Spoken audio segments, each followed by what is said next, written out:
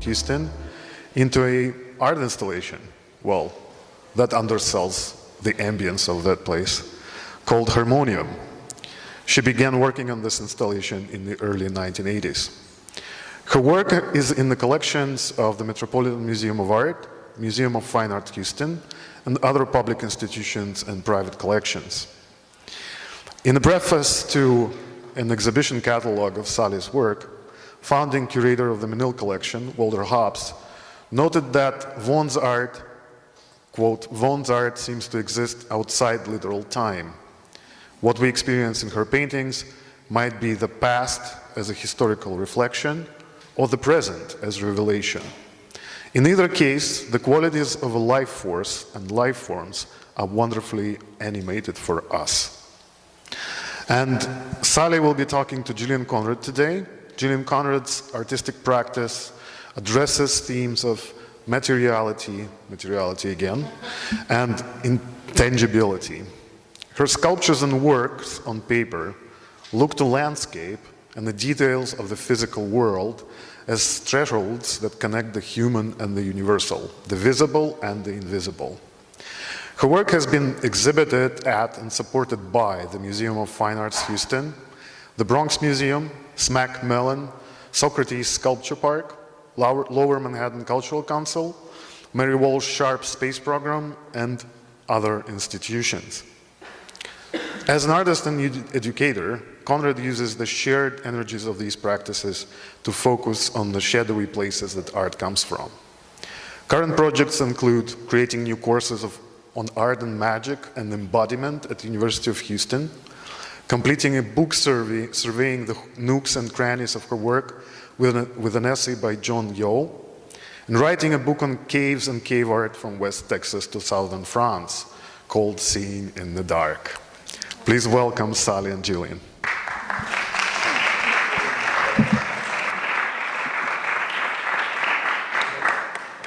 Thank you all. It's so nice to be here, and thank you, Serpik, and thank you, Valentin, for including Sally and myself. Thank you so much. So I met Sally about 12 years ago when I moved into the house across the street from Harmonium that Valentin just described.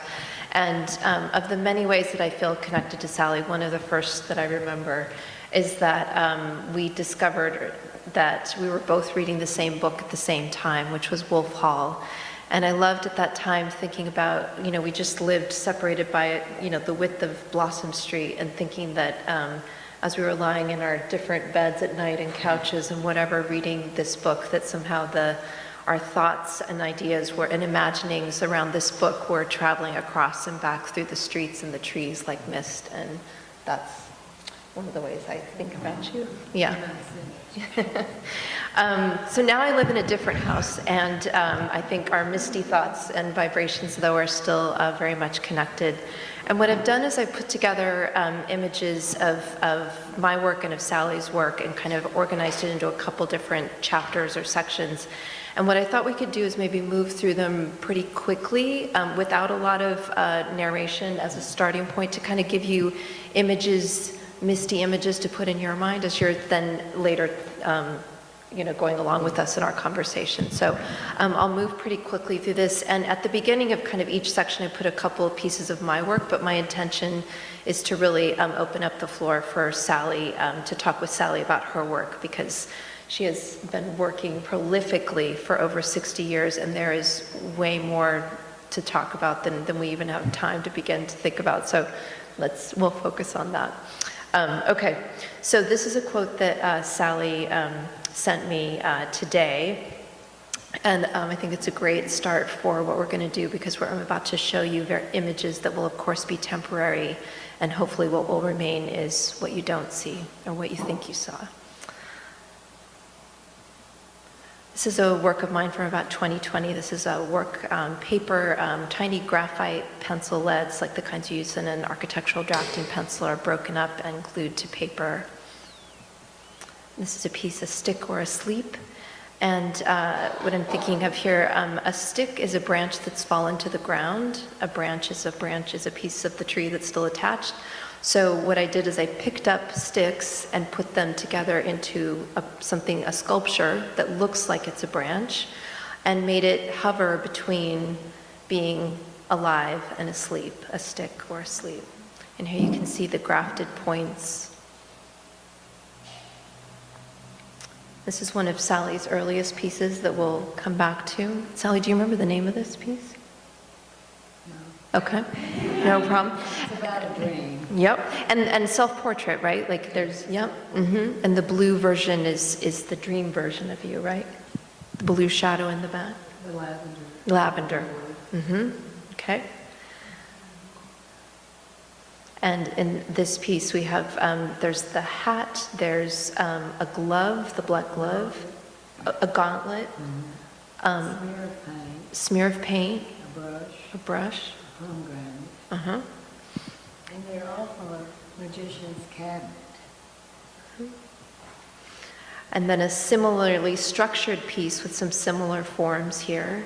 And if you notice that piece and that form in the upper right-hand corner, you see it then here as a sculpture in her yard today, a different angle. And also another piece that's about how life gets formed, right? Like the vibrations that lead to form. Sort of, okay, we'll come back to that. Other related works. More current watercolor. And in this piece of mine, it's called Away, from 2015, and what you're looking at, and this was actually, I installed this when I had my studio in the house across the street from Sally's, and this is one of the first pieces of mine that she saw. And it's, thank you. It's a stack of cardboard boxes, and on top of those is a slide projector, and the slide projector has in it a very old faded slide of the Appian Way outside of Rome. It's projected onto a rock that's on top of a tripod, and then that image is occluded onto the projection screen. And what I loved about this piece is the way that the light projection doesn't look like it's on the rock, but in the rock, and that distinction, that prepositional ontological distinction is one of my favorite places to live as an artist. And this next piece called Hydras, I couldn't help but put that in. It's the only piece I think I have that's named after a myth. This is, I took a silver birthday Mylar balloon that I found deflated on the street, scanned it with a flatbed scanner, made a high-res file of it, and then printed it onto silk organza. And what you're basically doing is taking a high-res image and making it super low-res by printing it on a piece of fabric that's not not totally flat and perfect, and made several versions of these and then hung them. So that kind of glitchy, like repeatability you see even on the left-hand corner over there is actually the organza itself. It's not something I did in Photoshop. And there's a detail of it. And this is a poem that Sally wrote.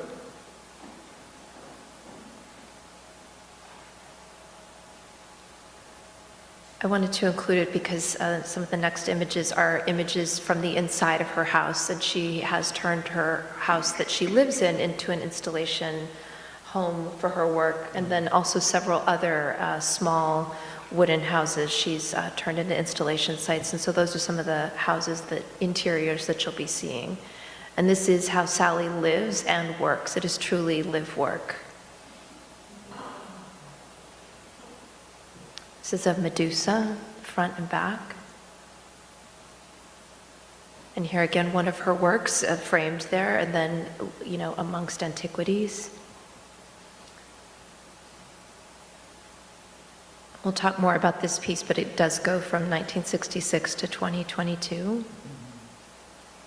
Actually, 24. Oh yeah, it's right now. I It's just worked 2024. on it after you photographed. Amazing, okay. And it goes on, yes. It goes on.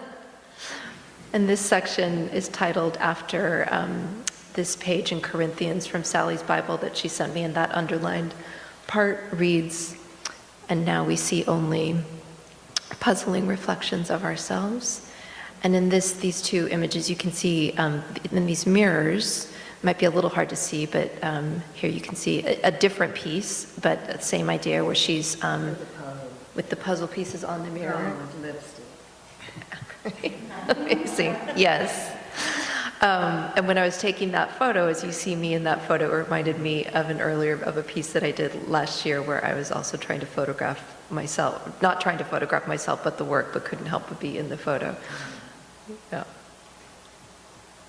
And there's another one of Sally's pieces. I think it's actually the same piece, but it's different installation, right? No, Today? it's a Different piece, okay. I did a bird. Okay. And then I put this painting in here because again, we see this shape on the left-hand side, which is one of the shapes of the puzzle pieces as well. I mean, there are many shapes in the puzzle, in the mirror puzzle, but that's one of them. And then at different times, Sally has also made puzzles of her work, like turned her paintings into puzzles, right? And you did that by taking a puzzle and then covering it in wax and then painting on it, right? And this, the puzzle that the name puzzle enigma of form that you see on the left is this beautiful additioned box that Sally made for this puzzle. And it lives in a box, and here's a different one. Underneath a David Aylesworth painting, right? Isn't that what? Mm-hmm. Yeah.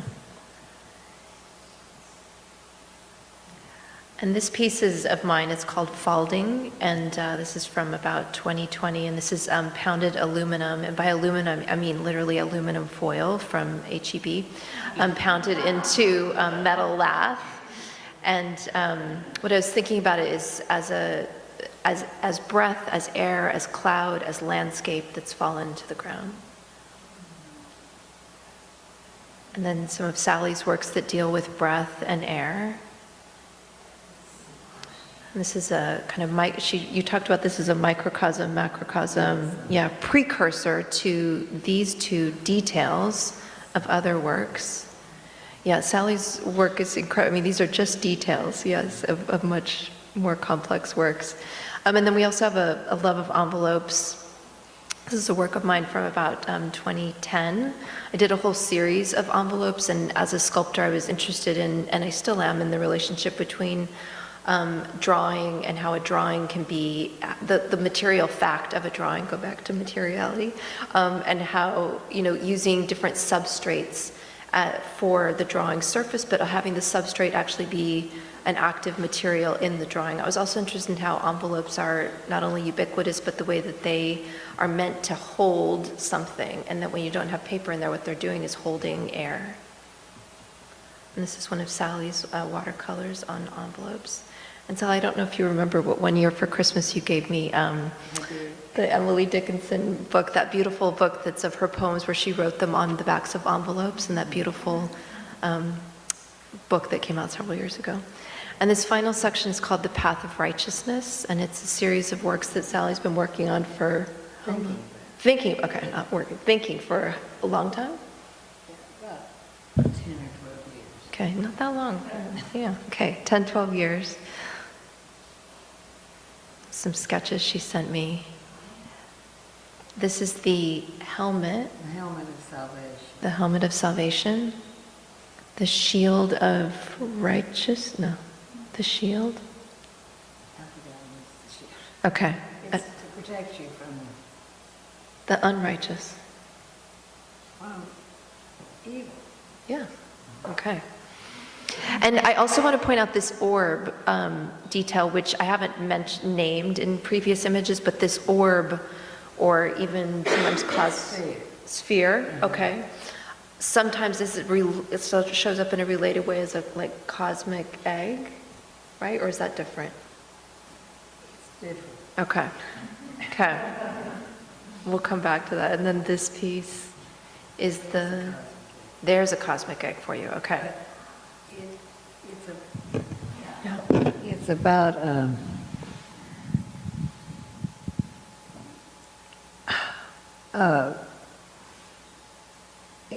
it comes from Ephesians, I think, and it's about arming yourself against the harshness of the world so that you can survive. And this is the sword of the Spirit, and that there's a sword-like thing, shape, within a lily, which is sort of resurrection. And then there's the egg. And it's just surmounting evil. And then we're on to the last couple of slides. This is a more recent watercolor that's in the path. You know, this is an oil. Oh, this is an oil, And okay. it's from the 70s. Okay. Totally wrong, okay. Is it, but it's connected to the path of righteousness, or no? No. Oh, okay, misplaced, Not all at right. all. Okay, not at all. How about this one? That's current, Okay. and it's just sort of a recapitulation of what I've been working on all Okay. these years. Okay. One of the reasons I thought to put it in is I recognized that shape roughly, again, upside down, that kind of, it's a little bit like Yes, it generally, is. Mhm. yeah. And then It's the shape with its shadow. yeah. I'm very interested in the shadow. And then this is something that Sally wrote years ago now, but I feel like it accurately describes what Sally is still working on in terms of the cosmic vision that connects both geometry, music, myth, sacred texts, fairy tales, fables, dreams, and most of all, I think, a sense of a quest that animates your work.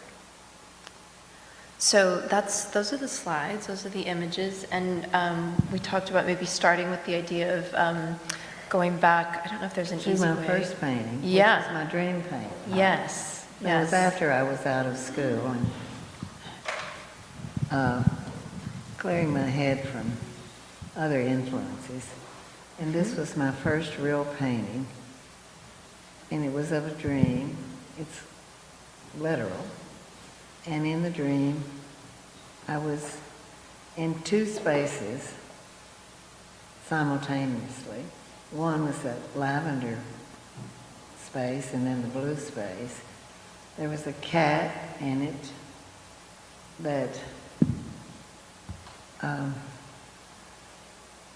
well, I don't know what to say about animals, but it was sort of a medium.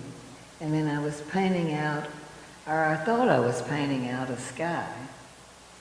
But that sky, with the three vertical shapes, was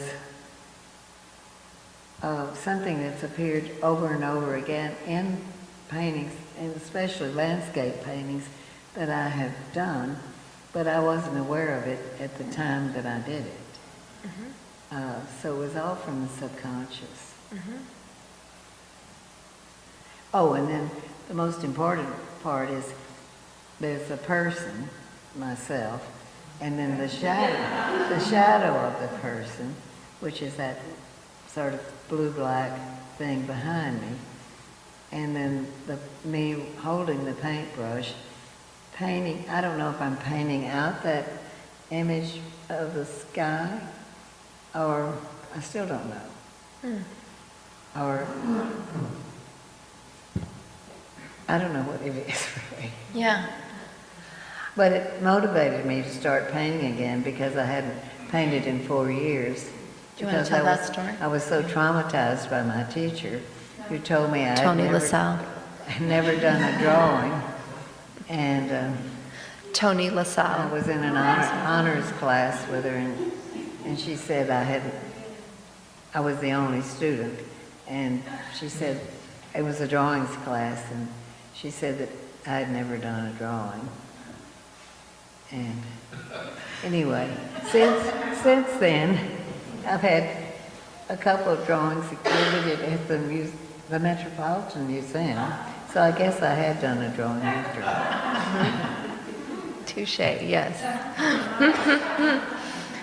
And then it made me think of this piece in the sense of the kind of active imagination, painting, creation you were talking about in the last piece. And one of the things that caught my attention, we were talking about this work is the daubs of paint there.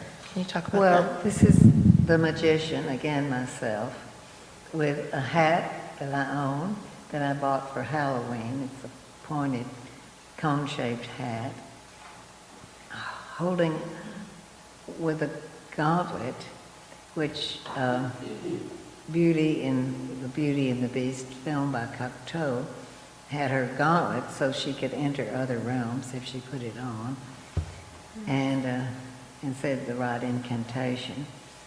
And so this painting is about the brush, the magic that the brush is the wand that makes new worlds. And then there's the gob of paint from a canvas, and those enigmatic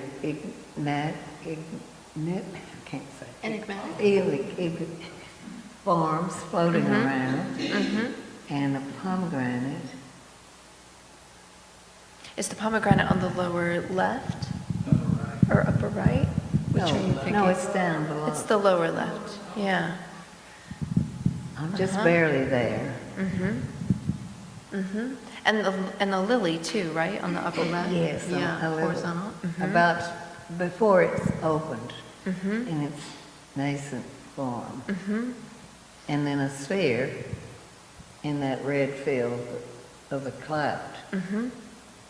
It really struck me in this that, you know, I'm not a painter, but my experience of painting is often we're painting, and in many art forms, we're making work to depict or describe something that has happened, or even something that we imagine to have happened. But what you're depicting, or kind of working with our elements here, and kind of animating the plane of painting, or the plane of this canvas as a place of potential. Yes. Almost like in a lab. It's all about potentiality. Yeah. And that you are invoking, you're also like pointing towards yourself as the person who... Well, I'm orchestrating. It's my baton, my Yeah. magic wand. Yeah. Exactly. And then, but in this piece, it's kind of different, right? It feels less... Yeah, Yeah. it is different. Can you talk about this sculpture, like turning those 2D shapes into... I can't talk about it because I don't understand it. Yes. I've been working with that shape for a long time. You said it haunted you, right? It does haunt me. Yeah. And,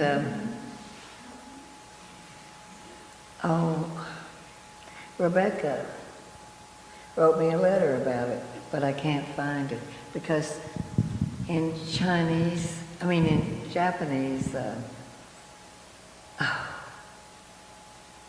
symbolism, that form appears, and it has to do with like a keyhole, but it's like an opening.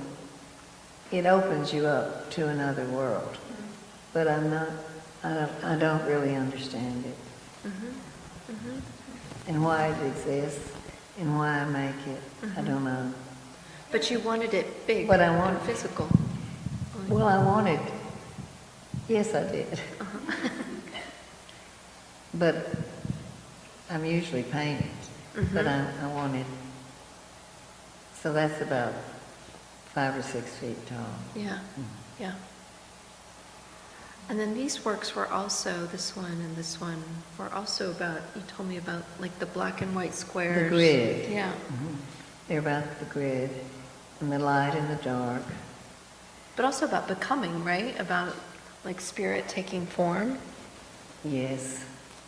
When the puzzle mutates, because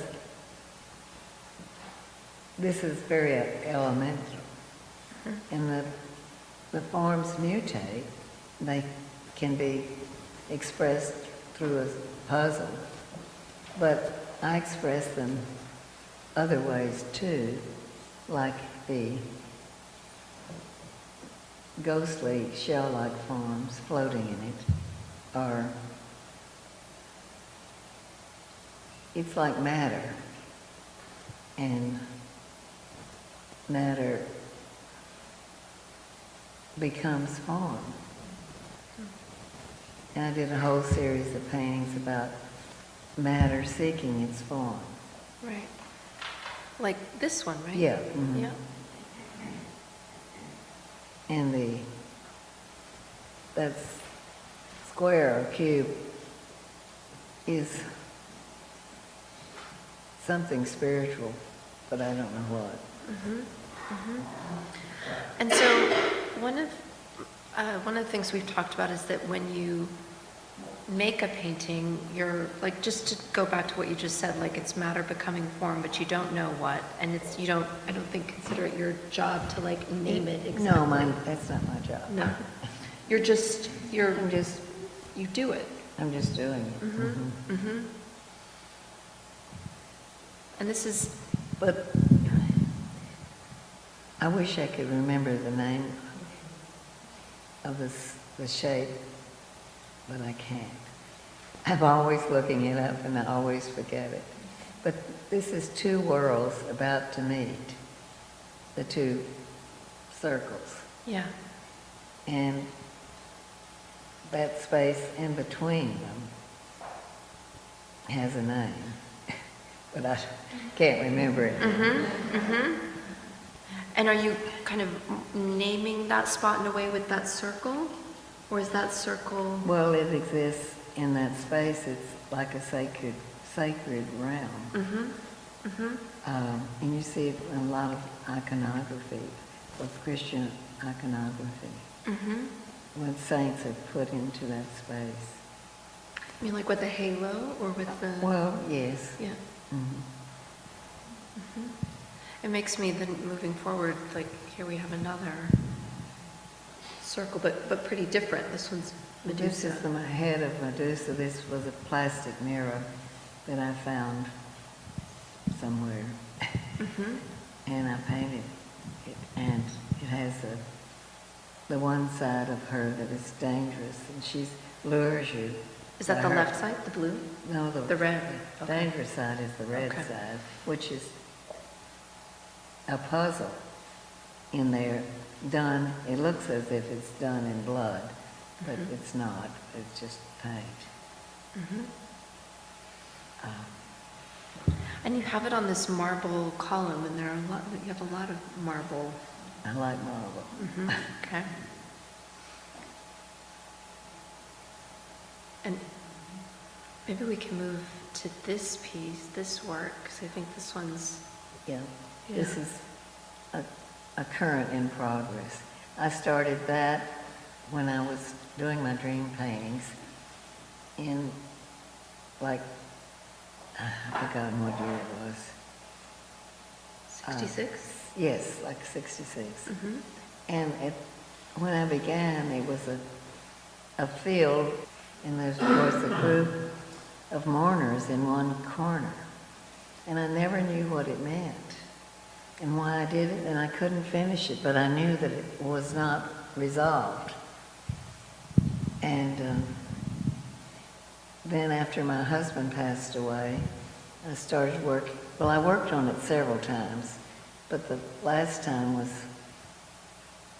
after he passed away, and he was very interested in Egyptology, and there's a sarcophagus with me in front of it, and then a spirit rising, and then Osiris rising up from him, and that's in that muddy space, vertical space. That's the Osiris underneath. And then there's an Anubis. You can barely see it, sitting on top of it. Where's the Anubis here? No, that's the Osiris. The Anubis is down more in here? right there. There. Okay. Up. And then up. Yeah. And so this came from a dream, and you titled this piece a dream. Desert with mourners, a premonition, a vision, a dream. Yeah. So it was from a dream from the 60s? Yeah, it was 66, and from a dream that was not complete. Meaning you had the dream and you knew it wasn't complete? Yes, I knew it wasn't complete. And it haunted me. Mm-hmm. And I worried about that painting. I remembered it after all those years. Several times I would pull it out, but I couldn't fully realize what I was doing. And so But then finally it manifested itself. Uh-huh. But only after Jimmy passed away, then you knew. And then that figure relates to me in that early dream painting of me painting out the landscape. We'll just go to that right here. And I tried to do it, so I was thinking, I tried to do it in the most primitive style, the way I did this painting. Back in the 60s, so long ago. Mhm. Yeah. And so I didn't want it to be too refined, in keeping with what I was doing. And tell us a little bit about, so, one of the really, I think, distinctive aspects of your practice is the way that you place, I don't even know the verbs and nouns to put together, you make places for your work, or you put your work in your homes. Well, it's all of a piece. It's all one thing. You mean the home and the work? And Everything. It all goes together. Every piece relates to whatever it is that I'm doing. And one time you told me that, you can actually, like, part of the aspect of painting in your homes is that you can feel the people who've lived there before, like you're maybe not communicating with them, but that you're connected to them. Is that accurate? No. Okay. I do have compassion for them. But I don't have any real identification with them. And when you're making these works, do you see, like, are you responding, like in this image here, like, are you responding to the actual space or feeling like... Well, that room is not complete. It Are doesn't- any rooms complete? No, Okay. but it doesn't work. Since that photograph was made, that sofa has been draped in some sort of grayish, whitish color, and the mirror, I want to take that mirror down, but I have to hire the mirror people to come and remove it and put it in another place, and then put another painting there. And it has to fit, and it has to go with the decor. Right. And then looking at just keeping track of time a little bit, like, do you maybe talk about this one? Because you mentioned it as a precursor, but it's a recent piece. It was after I did my dream paintings. And I worked for a film studio, and there was a wonderful editor there who was interested in symbolism. And I had done this painting already. And he came over and sort of read it for me. Because I didn't realize what it was about. But it's about the microcosm in the macrocosm. Didn't you also say to And me the it's... egg. And the is circles cracked. overlapping. The egg is cracked, and there's a sphere, the blue sphere, and then the shell. And maybe we should actually end Oh, by... and there's rabbit's foot too, hanging down where's the- below. Oh, here. Oh, yeah. Yeah. Okay. And maybe we should end by talking about the path of righteousness, because that's something you're really... We can. Yeah. Maybe... I'm not sure what it is still. But What interests you? What draws you to the path of righteousness as a... because Wait a it's sec. such an objectionable idea. really uncool? And, and I wonder why it's been with us for so long. And what does it mean? Yeah. And how do you get there? So, Yeah. What relationship would you say the paintings have? Like, are they're depictions of aspects of the path of righteousness, or are the paintings a way to get closer to the path of righteousness? No. no. They're about protection. A lot of them are about protection. Because we live in a very dangerous world.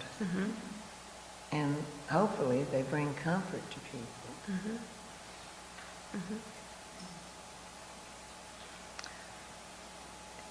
Is there anything else you'd like to say, or maybe we should open it up for questions? After. Would you like to say something? I would like to say something, yes.